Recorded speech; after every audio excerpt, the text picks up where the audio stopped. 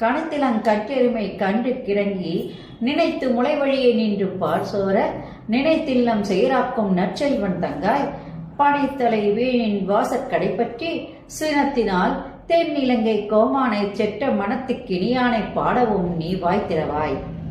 இனித்தான் எழுந்திராய். ஈதென்ன பேருறக்கம் அனைத்திலை தாரும் அறிந்தீடோர் எம்பாவாய். இது பாடல். இப்போ இந்த பாட்டிலையும் அழகாக அந்த ஆயர்பாடியினுடைய சிறப்பானது ஆண்டாளால சொல்லப்பட்டிருக்கு.